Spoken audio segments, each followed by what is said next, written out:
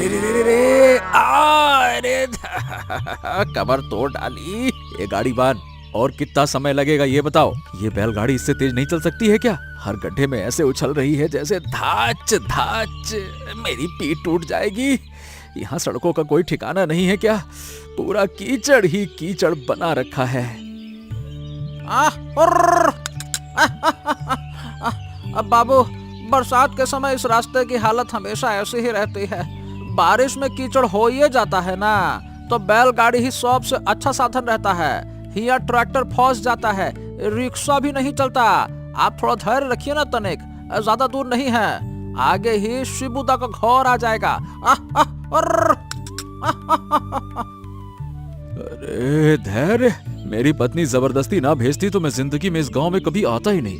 कीचड़, बारिश, ये रास्ते, ये गर्मी, लोग कैसे सहते हैं ये सब, मेरे तो समझ में नहीं आता। एक पक्की सड़क तक नहीं बना सकते ये लोग। बाबूजी, हर जगह कुछ ना कुछ तो परेशानी होती है ना। हम गांव के लोग इस कष्ट के आदी हो गए हैं। शहर में भी तो अपनी कुछ ना कुछ दिक्कतें होती हैं। खूब सारा गाड़ी, खूब सारा जाम, धूल, भीड़, सब कुछ तो दिक्कत होता ही है ना। ए चुप रहो, फालतू बात करते हो। शहर की जिंदगी के बारे में तू क्या जानता है? वहाँ कम से कम एसी है, पक्की सड़कें हैं। गांव की इस हालत से उसकी तुलना बिल्कुल नहीं कर सकते हो, समझे? अरे रे दच्चा, फिर लगवाया तूने। आराम से बाबू। वो देखिए, वो पेड़ों के पीछे जो घर दिख रहा है ना, वो ही शिबुदा का घर है। अरे रहने दो तुम्हारा शिबुदा, मुझे बैलगाड़ी में ससुराल जाना पड़ेगा। शायद मेरे नसीब में यही लिखा था। मैं मिन्नती से कह दूंगा, अब कभी इस गांव में नहीं आऊंगा, यही आखिरी बार है। अब आप थोड़ा आदत डाल लीजिए बाबू, सब ठीक लगने लगेगा। अरे तू अपनी आदत अपने पास रख, मुझे बस मेरे ठिकाने तक पहुंचा दे। अरे फिर दच्चा लगवाया तूने, कमर तोड़ देगा क्या?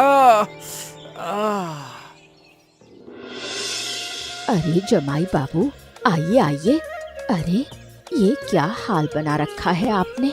शरीर पर इतना कीचड़ कैसे लग गया? रास्ते में गिर गए थे क्या? इस बरसात में उस रास्ते पर बहुत कीचड़ हो जाता है। जल्दी अंदर आइए, पहले कपड़े बदल लीजिए। खड़े क्यों हैं? अरे नहीं नहीं नहीं, गिरा नहीं हूँ सासू माँ, ऐसे ही लग गया कीचड़ उछल उछल के। सड़क की हालत ऐसी है कि भले आदमी का चलना मुश्किल है, कमर अलग हो गई। जमाई बाबू, हाथ मुंह धोकर बैठिए। सुबह से खाना बनाया है, आज ताजी मछली है, आलू पोस्तो बनाया है, मसूर दाल और थोड़ा कच्चू का साग भी है। आपकी पत्नी मिनती ने बनाया है कि आपको मछली बहुत पसंद है, इसलिए खास आपके लिए अच्छा खाना बनाया। बड़ी रोहू मछली सुबह सुबह बाजार से लाई हूँ, उम्मीद है आपको पसंद आएगा। मछली, आलू पोस्तो देखते हैं कैसे बनाया है। गाँव आव का खाना है, शहर के रेस्टोरेंट जैसा तो नहीं बना होगा। फिर भी चलो, पेट भरने के लिए कुछ ना कुछ तो खाना ही पड़ेगा। बहुत भूख लगी है, यहाँ खाना मिल रहा है, मुझे लगता है यही बड़ी बात है। आइए बैठिए बाबू, बहुत पसीना आ रहा है आपको। अब यहाँ के माहौल में पसीना ना आए तो क्या आएगा? समझ नहीं आता यहाँ लोग रहते कैसे हैं। अभी कुएं से ठंडा पानी निकाल कर देती हूँ, हाथ मुंह धो लीजिए। नहा लेंगे तो शरीर ठंडा हो जाएगा। थोड़ा इंतजार कीजिए, गरम गरम भात परोसती हूँ, केले के पत्ते पर दूंगी। उसमें खाने का स्वाद ही अलग होता है, शहर में नहीं मिलेगा। लेकिन ये पास वाला घर किसका है?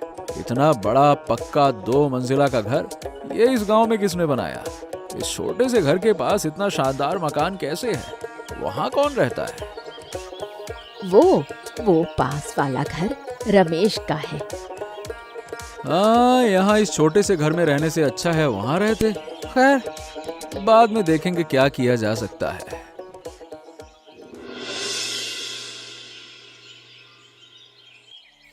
ओ भाई साहब, ओ क्या, किसको ढूंढ रहे हैं?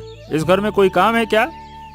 नहीं नहीं नहीं नहीं नहीं, वो दरअसल नमस्ते, मैं पास वाले घर में आया हूँ, मतलब जो घर आप लोग सुभद्रा माँ के नाम से जानते हैं ना, वही मेरा ससुराल है। मैं उसी घर में आया हुआ हूँ, उस घर का दामाद हूँ, मिंती का पति हूँ। मेरा नाम अरुण है। इधर घूम रहा था, घर देखने आ गया तो मैंने कहा देखें ये घर किसका।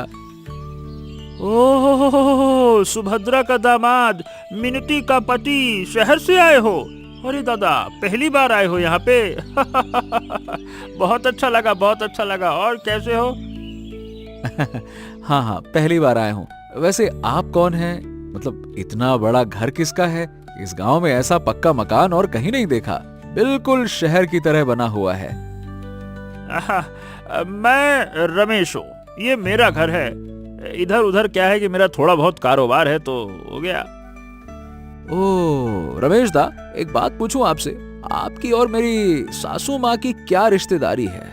मतलब घर बिल्कुल पास पास है इसीलिए पूछ रहा हूँ। अब गांव में रिश्तेदार तो पास ही रहते हैं, लेकिन इतने गरीब घर के पास इतने अमीर रिश्तेदार, वो भी एकदम 2-2 मंजिला पक्का मकान वाले, ये मैंने कभी ना देखा। ऐसी कोई खास रिश्तेदारी नहीं है, बस पड़ोसी हैं, पास पास रहते हैं। अच्छा चलो ये सब छोड़ो, अरे अंदर आओ भाई, आप हमारे गांव के जमाई हुए। आइए जमाई साहब, अंदर आइए, बैठिए, थोड़ा चाय वाय पीजिए। बाहर क्यों खड़े हैं? अंदर आइए, बैठ के गप्पें हो जाएंगी, आइए। बहुत बहुत धन्यवाद। दरअसल मैं गांव के माहौल का आदी नहीं हूँ, ये घर मुझे बड़ा अच्छा लगा, इसीलिए यहाँ थोड़ा ज्यादा समय बिताने का मन कर रहा है। चलिए अंदर आइए, आइए आइए, चाय तो हो ही जाए, अब आइए। जमाई बाबू, उस पास वाले घर में रहकर आपको आराम मिल रहा है क्या? आपको देखकर तो लगता है आप शहर के आदमी हैं और वो लोग गरीब हैं। छोटा सा घर, खाना भी आपकी पसंद का नहीं बना पाते होंगे। आपको यहाँ ठीक से सुविधा मिल रही है या नहीं? मैं सच कहूँ तो कोई खास सुविधा तो है नहीं, बल्कि बहुत परेशानी ही हो रही है। घर छोटा है, सोने की जगह भी बहुत तंग है, और गर्मी, बाप रे बाप, ऐसी गर्मी मेरे से सहन नहीं होती है। वही तो कह रही हूँ, आप चाहें तो यहीं हमारे घर में रहिए। जगह भी है, अच्छा खाना मिलेगा, कोई परेशानी नहीं होगी। सोने का कमरा बड़ा है, पंखा भी है। सुभद्रा काकी आपको इतना आराम और सेवा दे पाएंगी क्या? मेरी पत्नी तो उस घर की है ना, मिंती वही है, मैं यहाँ कैसे रह सकता हूँ? आप खुद सोचिए। वो वही है तो क्या हुआ? आप यहाँ रहिए, वो वहाँ रहे, इसमें दिक्कत क्या है? दोनों अपनी अपनी जगह रहेंगे, इतना क्यों सोचते हैं? ज्यादा सोचने से क्या समस्या हल हो जाती है? सच कहूँ तो एक बात मुझे अजीब लग रही है। मेरी सासू माँ के बिल्कुल पास वाला घर इतना बड़ा है, लेकिन रमेश दा का उनके साथ असली रिश्ता क्या है ये समझ में नहीं आ रहा। मतलब पास में रहते हुए भी क्या वो उनका कोई ख्याल नहीं रखते? रिश्ता नहीं, ऐसा कोई खास रिश्ता नहीं है, बस पड़ोसी हैं।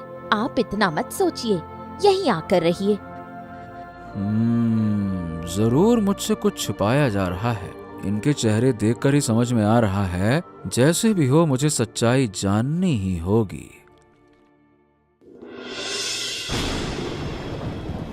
सासू माँ, क्या बात है? इतनी सुबह सुबह कहाँ जा रही हो? बारिश भी हो रही है, सिर पर इतना बड़ा बोझा लेकर इस हालत में जाना ठीक थोड़ी है।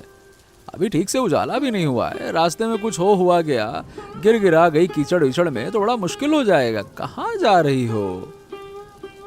बाजार जा रही हूँ बेटा, सब्जी बेचने। अपने खेत की सब्जियाँ हैं। सुबह ना जाऊं तो अच्छे दाम नहीं मिलते, बाद में सस्ते में बेचना पड़ता है। इस उम्र में करना ही पड़ता है, क्या करें? हैं? क्या बात कर रही हो? आप खुद इस बारिश में बाजार जाती हैं? अरे पास ही तो रमेश दा का बड़ा घर है, वो आपके लिए कुछ नहीं करते क्या? मतलब आपकी बिल्कुल मदद नहीं करते हैं? वो व्यस्त रहता है बेटा अपने कारोबार में। अच्छा, मैं चलती हूँ, बाद में बात करेंगे। ए माँ, सच सच बताना, रमेश दादा आपके बेटे हैं क्या? देखो मुझे सच पता चल रहा है, आप छुपाओ मत, जो बात है साफ साफ बताओ, बेटे हैं क्या? हाँ, तुमने ठीक समझा, वो मेरा बेटा है, लेकिन अब वो मुझे नहीं देखता। बड़ा घर बन गया, पैसे वाला हो गया, माँ को भूल गया, अब लक्ष्मी की बातों में चलता है। मैं तुम्हें बताना नहीं चाहती थी, लेकिन तुम खुद समझ गए। ये क्या बात हुई? माँ बारिश में भीग कर सब्जी बेच रही है और बेटा पास ही महल जैसे घर में आराम से सो रहा है। वाह वाह वाह, यानी कि वो तो मेरा साला लगा। क्या बात है भाई, ये साला कोई इंसान है क्या? ऐसा कोई इंसान कैसे कर सकता है, बताइए भला। चलो जमाई बाबू, पुरानी बातें छोड़ो, देर हो रही है। माँ जी, आप ये सब बातें छोड़िए, आज से आप बाजार नहीं जाएंगी, सब्जियां मैं बेचूंगा। लाइए लाइए, मुझे दीजिए। बेटा, तुम शहर के आदमी हो, ये सब तुम क्या करोगे? अरे मैं शहर का हूँ, लेकिन मेरे पैर और हाथ कमजोर थोड़ी हैं। बोझ मुझे दीजिए, लाइए। अब दाम कैसे लगाने बस वो बता दीजिए आप, बाकी मैं सब बेचाऊंगा। अरे लाइए भी आप। सुना है वो जमाई कह रहा है कि अब सुभद्रा काकी को बाजार नहीं जाना पड़ेगा, वो खुद सब करेगा। पूरे गांव में चर्चा हो रही है। क्या बात कर रही हो? ये ससुरा जमाई आते ही मेरे माँ के मामले में दखल दे रहा है और मैं कुछ नहीं कर रहा, ऐसा लोग कह रहे हैं क्या? हाँ, लोग कहेंगे कि बेटा नहीं देखता, जमाई देख रहा है। इससे हमारी बदनामी होगी, सब उंगली उठाएंगे। लेकिन मैं माँ को देख ही नहीं पाता, खर्चा बहुत है, बिजनेस में पैसा लगाना पड़ता है, अब मैं कब देखूं? लेकिन अगर ये जमाई ऐसे ही रहा तो समस्या बढ़ेगी। वो गांव वालों को सब बता रहा है, आज तो खुद सब्जी लेकर बेचने भी गया है। अच्छा, तो फिर क्या करें? उसे अपने घर बुलाओ, अच्छे से रखो, खाना पीना खिलाओ, चिकन तक बनाओ। धीरे धीरे उसे अपने पक्ष में कर लो, फिर वो माँ से दूर हो जाएगा। ठीक है, जैसा तुम कहो।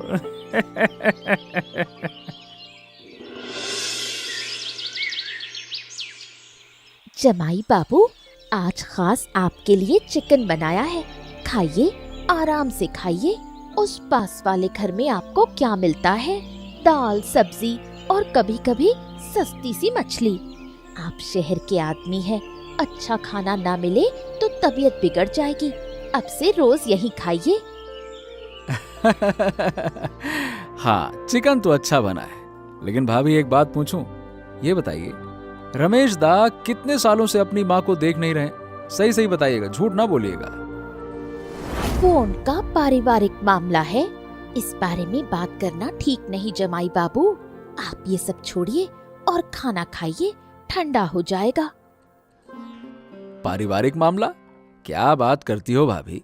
एक माँ रोज सुबह सुबह उठकर, मतलब सूरज की किरण भी नहीं निकलती, इतने अंधेरे में बारिश में भीग कर सब्जी बेचती है और बेटा पास ही बैठकर चिकन खाता है। बताइए भला, ये कौन सा पारिवारिक मामला है? गजब बात करती हैं आप भी, शर्म आनी चाहिए तुम्हें भाभी, क्या बात करती हो?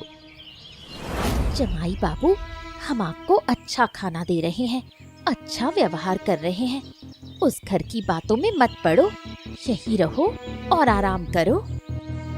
ओ भाभी, मुझे खाना खिलाकर रिश्वत देना चाहती हो? माँ से मुझे दूर करना चाहती हो क्या? ये सब नहीं होने वाला। रखो अपना खाना, ऐसे खाने न जाने कितना खा के छोड़ दिया मैंने, बात करती हो।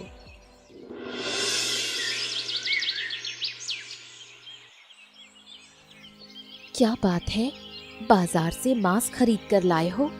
इतने पैसे क्यों खर्च किए?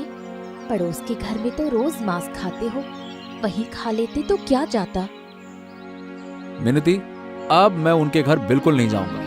मुझे सब कुछ समझ में आ गया है कि वो लोग मुझे तुम्हारी माँ से दूर रखना चाहते हैं। अच्छा खाने का लालच देकर मुझे अपनी तरफ खींचने की कोशिश कर रहे हैं, चिकन खिला रहे हैं, बोलते हैं लेग पीस खाओ। सब समझ गया हूं मैं, भाभी के चेहरे से ही सब समझ में आ गया। चालबाजी मेरे सामने नहीं चलने वाली। सच में? लेकिन तुम तो कल तक हर चीज की शिकायत कर रहे थे।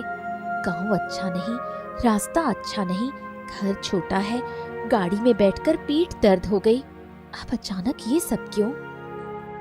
मिनती, मैं सच में बहुत सारी बातों में गलत था, तुम्हारी माँ सुबह सुबह बारिश में भीगकर सिर पर सब्जियों का बोझा लेकर बाजार जाती है। बताओ भला, इस उम्र में बुढ़ापे में जहां हड्डियां कमजोर हैं, ये सब करना अच्छा लगता है? अरे मेरा दिल दुखता है ये देखकर। और एक बेटा, वो मजे से चिकन खाता है। इतनी मेहनत करती है तुम्हारी माँ, और रमेश दादा पास रहते हुए भी क्या करते हैं? कुछ नहीं करते, ना देखते हैं ना समझते हैं। अरे गुस्सा नहीं आएगा ये सब देखकर तो क्या होगा? इंसानियत नाम की भी कोई चीज होती कि नहीं होती है? तुमने माँ को बाजार जाते देखा? मैं हर दिन देखती हूँ। बहुत दुख होता है, लेकिन कर भी क्या सकते हैं। हाँ तो अब ऐसा ही होगा मिनती। आज से हम तीनों साथ बैठकर खाएंगे और घर की सारी जिम्मेदारियां मिलकर निभाएंगे। तुम खाना बनाओ, बढ़िया मांस पकाना, एकदम स्वादिष्ट कड़क वाला। तुम्हारी माँ को अच्छे से खिलाना चाहता हूं मैं। उनको पता चलना चाहिए कि एक बेटा साथ नहीं दे रहा तो दूसरा बेटा उनके कंधे से कंधा मिला के खड़ा है। उनके लिए आज ही मैं बाजार से सामान लेकर आता हूँ और लेकर आता हूँ। चलो। तुम सच में बदल गए हो, मुझे यकीन नहीं हो रहा। गांव में आए बिना ये समझ नहीं आता मिनती। किताबों से और शहर में बैठकर लोगों को देखकर वो बातें नहीं समझी जा सकती जो यहाँ जी कर समझ में आती हैं। जल्दी करो तुम, वो शैतान जमाई अब तक सो गया होगा। अगर हम ये सब्जियां नष्ट कर दें तो तुम्हारी माँ की कमाई बंद हो जाएगी, और जब जमाई देखेगा कि यहाँ कुछ नहीं बचा तो खुद ही शहर चला जाएगा। फिर हमारा कोई झंझट नहीं रहेगा। लेकिन लक्ष्मी, ये क्या हो रहा है? माँ ने कितनी मेहनत से सब्जियां उगाई, अपने ही माँ के खेत को नुकसान पहुँचाना ठीक नहीं लग रहा है। कहीं ना कहीं मन अटक सा रहा है, समझो ना। चुप रहो, ज्यादा मत सोचो। अगर ये जमाई यहाँ रहा तो गांव के लोग हम पर ही उंगली उठाएंगे और बोलेंगे, बेटा माँ की नहीं सुनता, जमाई सुनता है। हमारी बदनामी होगी, इज्जत खत्म हो जाएगी। कौन है? कौन है वहाँ पे? कौन है? बाहर आओ। अरुण, तुम? हाँ, मैं। क्या तुम लोग क्या कर रहे हो इतनी रात को इस खेत में? अपनी सास के सब्जी के खेत को नुकसान पहुंचाने आए हो? क्या बात करते हो? अरे अपने ही माँ के खेत में चोरी करने आए हो? छी छी छी छी छी, शर्म नहीं आती? तुम क्या कहूँ, बेटे हो कि क्या हो तुम? नहीं, हम तो बस ऐसे ही यहाँ आए थे। झूठ मत बोलो भाभी, सब देख रहा हूँ मैं, सब सुन रहा हूँ। इधर से तुम्हारी सारी बातें मेरे कानों तक आ गई हैं। मुझे नींद नहीं आ रही थी, इसीलिए बाहर आ गया और तुम्हें देख लिया मैंने। शुरू में तुम जो बोल रहे थे ना, सब सुन लिया मैंने। फालतू की बातें करते हो अब, झूठेरे लालची, छी।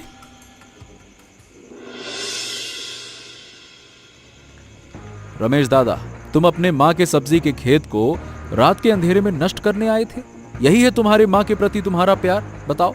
अरे क्या तुम्हें याद नहीं है कि तुम्हारी माँ ने तुम्हें कितनी मेहनत से पाला? रात भर जग कर तुम्हारे, क्या बताऊं, क्या याद दिलाऊं। बचपन में कितनी ममता दी, कितना प्यार दिया, अकेले ही तुम्हें बड़ा किया, सब भूल गए तुम?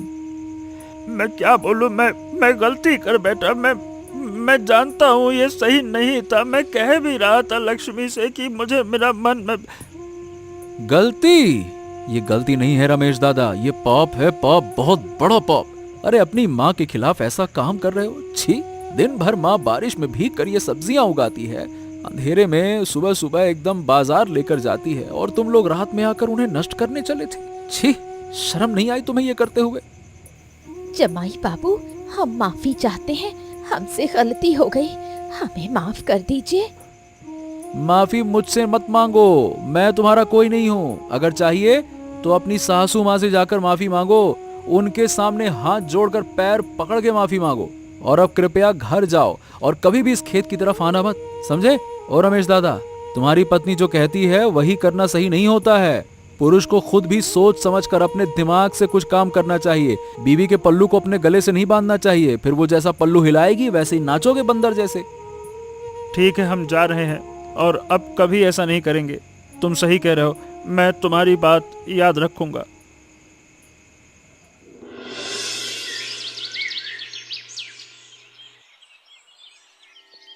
माँ, मैं आ गया हूँ। मैंने बहुत बड़ी गलती की माँ। इतने दिन तुम्हें नहीं देखा, तुम्हारी तकलीफ देखकर भी आंखें बंद कर ली। कल रात मैं और भी गलत काम करने जा रहा था, लेकिन जमाई बाबू ने मुझे पकड़ लिया। और तब जाकर मुझे समझ आया कि मैं कितना नीचे गिर गया हूँ। रमेश बेटा, तू आ गया आखिरकार। माँ, मेरे कारण तुम्हें कितना कष्ट हुआ। तुम बारिश में भीग कर बाजार जाती रही, खेत में अकेले तुम काम करती रही और मैं पास रहकर भी सब अनदेखा करता रहा। लक्ष्मी की बातों में आकर मैं सब भूल गया कि तुम मेरी माँ हो जिसने मुझे पाला है, मेरे लिए कितनी तकलीफें झेली है। बेटा रमेश, मैं तुझसे नाराज नहीं हूँ। माँ कभी अपने बच्चों से नाराज नहीं रह सकती। तू खुश रह, बस यही चाहती हूँ मैं। रमेश दा, माँ की सेवा करो। बड़े घर का क्या फायदा अगर उसमें माँ ही नहीं है? बताओ क्या फायदा? सही कह रहे हो जमाई बाप, अब से मैं माँ का ध्यान रखूंगा, वादा करता हूँ। अगर तुम ना होते तो शायद मैं कभी समझ ही नहीं पाता कि मैं कितना गलत था।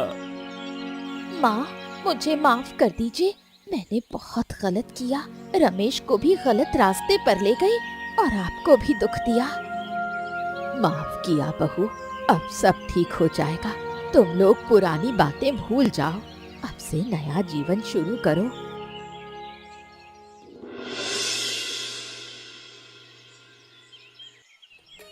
माँ, तुम हमारे साथ शहर चलो ना।